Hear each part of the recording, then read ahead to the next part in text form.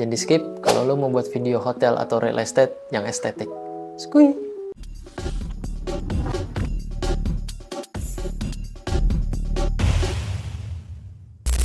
Assalamualaikum. Allahumma sholli ala sayyidina wa maulana Muhammad adada aurokil asjar. Jumpa lagi bersama gue Iqbal. Video kali ini gue mau membahas soal produksi interior, kayak seperti hotel, rumah, real estate, dan lain-lain. Apa aja sih yang harus dipersiapin? Skuy. Jadi tahap pertama adalah lu tahu dulu nih tujuannya apa. Misal lu mau ngambil hotel atau real estate, pastiin bahwa klien lu atau mungkin itu ya keluarga lu sendiri lu mau produksiin. Tujuannya apa nih pembuatan dari video itu? Misal dia mau memperlihatkan ruangan yang kecil tapi terlihat lebar, terlihat multifunction gitu dan lain-lain gitu. Jadi ketika lo tahu tujuannya, lo bakal tahu tuh metode apa yang lo pakai, alat apa yang lo pakai, sampai eksekusinya nanti. Nah, tahap selanjutnya lo buat perencanaan. Jadi perencanaan ini ada step pertamanya adalah riset. Riset itu lo mencari beberapa referensi yang memang mirip dengan tujuan si klien lo atau yang mau lo garap gitu. Mungkin 3 referensi cukup. Nah, dari situ lanjut diskusi lagi bagaimana, apakah referensinya cocok dan lain-lain. Kalau udah oke, baru lo eksekusi, lo pelajarin tuh video referensi, gimana teknik ngambilnya, terus pakai apa lensanya, dan berapa orang gitu bisa ngambil kayak gitu. Nah, setelah lo ngumpulin referensi, ada beberapa video kan yang udah lo pelajarin, lo tahu nih teknisnya gimana, lensanya apa, dan lain-lain. Kemudian lanjut lo buat shortlist. Nah, shortlist ini tujuannya apa? Shortlist ini buat panduan lo ketika di lapangan gitu. Jadi di praproduksi ini, dari referensi yang tadi udah lo kumpulin, lo bisa screen capture atau di capture tuh video mana referensi shot-shot yang mau lo jadiin nanti ketika di lapangan, ditaruh di table berikut keterangan ya yang kayak gue buat nih. Jadi kayak gini contohnya nih, shortlist terus deskripsi gitu, sekaligus sama type of shotnya, misalnya medium shot, close up, dan lain-lain gitu. Setelah lo buat shortlist, udah ketahuan visualnya apa, shotnya apa, baru lo list alat apa aja nih kira-kira untuk mencapai shot yang seperti ini. Gua harus pakai alat apa, body apa, lensanya kayak gimana, lightingnya berapa, krunya berapa. Nah, dari situ bisa ketahuan tuh. Nah, fungsinya di sini lo ngumpulin tim, nggak harus besar timnya, jadi fungsinya buat diskusi, kira-kira ini butuh lensa apa ya biar shotnya kayak begini gitu, atau harus pakai fps berapa ya, dan harus pakai color profile apa ya, dan lain-lain gitu. Jadi settingan settingan mengenai teknis udah lu bahas tuh di situ bersama tim produksi yang nantinya hari H lu kerja bareng gitu. Jangan lupa ketika shortlist jadi atau sebelum itu lu usahain reki atau survei, jadi ngelihat lokasi biar tahu arah cahaya dari mana, available light-nya dari mana, lu harus bawa lampunya naruh di mana, dan lain-lain itu. Jadi nanti lu tahu tuh mau kayak gimana ketika di hari H gitu. Sebenarnya kalau mau lebih mudah lagi lu buat floor plan. Jadi floor plan itu menata lampu-lampu, orang-orangnya di mana aja, kamera, dan lain-lain. Tapi itu mungkin kita bahas di next video ya untuk yang floor plan ini. Oke, sekarang pemilihan alat. Jadi pemilihan alat ini sebenarnya menyesuaikan dengan tujuan utama lo. Yang pertama tadi yang di pra itu, yang ketemu klien, dan shortlist yang udah lo susun, karena shortlist itu sebagai acuan nanti lo punya pakai alat apa gitu. Nah, cuman gue di sini punya list equipment wajib ketika lo mau syuting real estate atau ruangan interior atau hotel gitu. Jadi yang pertama, pastiin body lo bisa ngambil kondisi low light.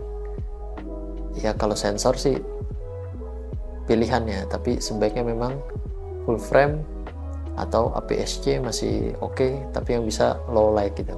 Oke, selanjutnya ada pemilihan lensa. Nah, lensa ini kalau lo mau syuting interior ada 2 lensa wajib. Yang pertama itu lensa ultrawide, yang kedua ada lensa tele. Nah, ultrawide ini kalau bisa jangan yang fish eye, karena kalau fish eye visual lo jadi nggak bagus, jadi ruang lo nggak berbentuk gitu, dimensinya nggak ketahuan, jadi cembung kayak kaca spion yang di pinggir jalan sempit tuh, nggak asik kayak gitu. Biasanya ultrawide itu kalau di full frame dia 16, 14 gitu. Kalau di APS-C dia 10, 12 juga ada gitu. Dan kalau bisa ketika lu syuting nanti pakai bukaannya jangan kecil-kecil, karena nanti fokusnya jadi sempit. Namanya lu syuting lebar pakai ultrawide itu fokusnya harus menyeluruh sampai pojok-pojok, harus fokus kayak lu moto landscape gitu lah, cityscape kan gitu konsepnya, nggak boleh kecil-kecil pakai bukaannya, jadi angka-angka gede minimal 4 atau f56 gitu. Terus yang kedua lensa tele. Nah, telenya ini sih gue sarankan mendingan yang fix gitu, yang 85 buat ngambil detail-detail, misalnya ada perabot yang unik atau ada sistem yang modern, kunci yang lock segala macem lah gitulah, pokoknya buat ngambil detail-detail gitu. Nah, kalau bisa itu lo pakai fix aja biar lebih mantep gambarnya. Boleh juga sih pakai yang variabel kayak 70-200 atau 50-100 dan lain-lain gitu. Yang pasti kalau bisa bukaannya minimal f28, jadi lo bisa enak gitu maininnya, gambarnya nggak terlalu jomplang sama lensa ultrawide lo. Dan kalau bisa lensanya ini satu merek ya gitu. Jangan lo pakai misalnya satu Sigma, satu Fuji, satu Sigma, satu Sony. Warnanya biasa itu agak beda tuh, agak beda. Kalau lo syutingnya warna jadi, kalau lo syuting flat tetap beda, tapi ya masih bisa diakalin di grading gitu, di pasca produksi.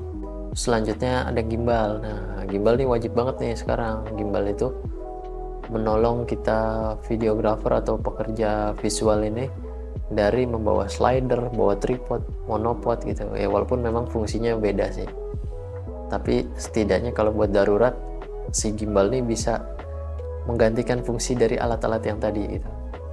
Nah, gimbal ini tujuannya apa? Tujuannya untuk angle-angle atau variasi shot yang ada movingnya gitu, biar gambar lo nggak tremor, gambar lo bisa smooth. Karena kalau interior itu kan diem ya, objeknya dia diem, sofa, terus pajangan, apalah, rak dan lain-lain, ruang tamu atau dapur dan lain-lain. Nah, itu lo yang gerak gitu, kamera yang harus gerak. Tujuannya apa? Tujuannya ya buat ngasih lihat penonton bahwa ini, oh ini 3D, oh ini bagian sampingnya seperti ini, wah ini bagian atasnya gini, tergantung movement dari kamera lo kayak gimana gitu. Setiap movement kan beda-beda filosofi ya, beda-beda perspektif gitu, beda psikologis juga nih orang nontonnya. Terus selanjutnya alat yang wajib lo bawa adalah lighting. Lighting minimal 2 sih lo bawa. Nah, lighting ini sebenarnya sih kalau untuk menerangi seluruh ruangan nggak mungkin ya, karena lo harus bawa yang 2000 tuh nggak mungkin kan, yang ada ngejepret kalau lo nggak pakai genset. Lo mau syuting film kan, jadi lo cukup bawa yang 200 atau 300, kalau aputur mungkin 200, godok 150, dan kalau bisa yang pakai baterai. Jadi ketika lo pindah-pindah scene, pindah-pindah lokasi itu gampang mobilitasnya. Kalau lo pakai colokan kan PR, nyari power lagi, tarik kabel roll, wah riwah kalau kayak syuting beneran gitu, maksudnya kayak syuting film gitu kan, kru lu kan dikit nggak banyak gitu. Nah, lighting ini selain untuk biasa sih dua lampu ini buat menerangi objek, misalnya di situ ada meja makan biar nggak terlalu gelap, atau di situ ada bangku. Cahaya utama tetap available light yang ada di ruangan situ. Sama kalau ada jendela, matahari bisa masuk. Nah, itu lo buka-bukain aja tuh, disesuaikan gitu kan. Jadi light ini yang ngebantu aja sih, ngebantu dari available light dan cahaya matahari. Alat selanjutnya, kalau lo kalau emang di shortlist lo ada shot slider, ya lo bawa slider lah, jangan pakai gimbal, karena kalau lo belum lama main gimbal itu biasanya jadinya atas bawah tuh, nggak smooth kayak ngambil slider. Tapi bisa juga sih diakalin di editing, tapi nggak akan maksimal gitu, beda.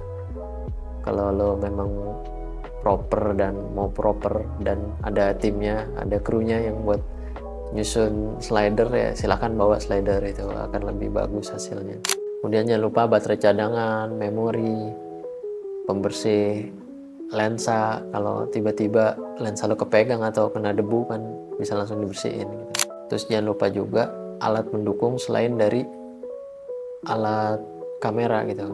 Tadi kan kita bicara alat kamera. Nah, ini juga penting nih lo bawa nih, kayak itu bisa lo bawa lap atau kanebo gitu, dan semprotan kaca atau buat perabot gitu, bisa diisi air atau memang celing ya. Atau tuan rumah lo koordinasi biar nyediain gitu. Jadi ketika ada piring yang kotor atau kaca yang burik, lo bisa mendingin ya, oke dilap dulu gitu. Nah, kemudian masuk ke settingan kamera. Kalau gue biasanya kalau udah pakai gimbal, gue bakal ngeset FPS-nya itu 25 atau 30 sih. Biar kesan dari visualnya, biar visualnya nanti terlihat real gitu. Kalau pakai frame kegedean kayak 60 atau cepet, itu jadi gambarnya nggak real gitu di mata. Tapi bisa juga lu pakai kalau memang ada scene yang mau lu slow motion biar lebih halus gitu. Atau di kamera sekarang juga kan ada nih menu slow motion. Nah, itu bisa lu pakai langsung aja. Jadi nanti di editing nggak usah di speednya dikurangin dengan gitu. Cuma kalau memang belum ada, ya lupa untuk khusus buat scene slow mo lu pakai frame yang gede gitu, 50 atau 60. Kemudian color profile disesuaikan, lu mau effort di post pro atau enggak, atau lu dikejar deadline cepet-cepet atau santai gitu.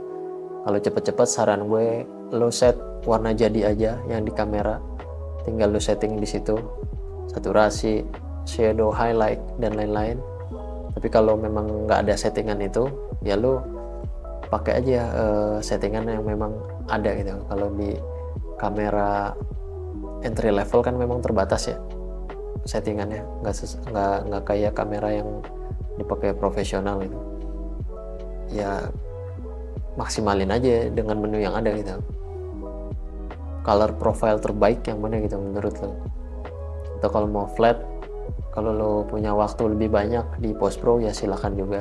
Nah, terus untuk bitrate, biasanya ini kamera sekarang kan ada pilihan bitrate berapa ya, tapi ini nggak semua kamera sih. Baik lagi, kalau memang ada, lebih bisa lo setting. Tapi ada juga kamera yang memang udah otomatis pasangannya.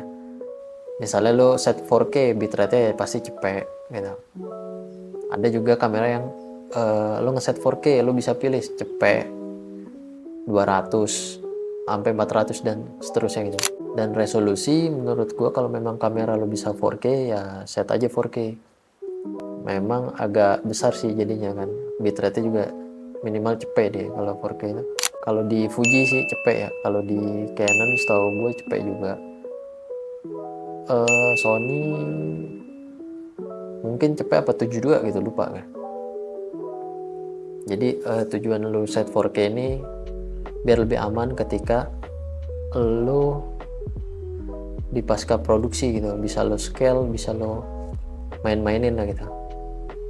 Misalnya lo di lapangan ada gambar yang komposisinya kurang pas atau ada yang bocor, nah itu lo akan lebih aman gitu di scale sedikit karena 4K gitu. Jadi shooting 4K ini akan lebih aman gitu. Dan pastiin ketika hari H itu kan lo ada tim, ya mungkin tim kecil, ya minimal berdua lah lo kerja, jangan sendiri. Kalau sendiri nggak akan maksimal gitu hasilnya. Jadi lo bagi tuh tugasnya, ya lo sebagai videographer yang megang kamera sekaligus ngedirect. Satu lagi kru lo ngebantu untuk menata lighting, ngebantuin ngambil barang dan lain-lain, biar lo fokus sama gambar lo gitu. Ya semakin banyak kru semakin baik, tapi kan balik lagi budgetnya mencukupi apa enggak gitu. Nah kalau post pro ini ada beberapa pilihan ya balik lagi lu punya waktu banyak apa enggak. Kalau lu nggak punya waktu banyak, ya lu bisa ngedit di mana aja sebenarnya sih, di Premiere Pro, DaVinci bisa, di CapCut pun juga bisa, di CapCut biar lebih cepat gitu. Jadi nggak harus Adobe, nggak harus DaVinci, FCP, nggak harus. Jadi lu bisa juga pakai CapCut dengan kesimpelannya dan efek-efek yang tersedia dengan mudah, klik. Oke.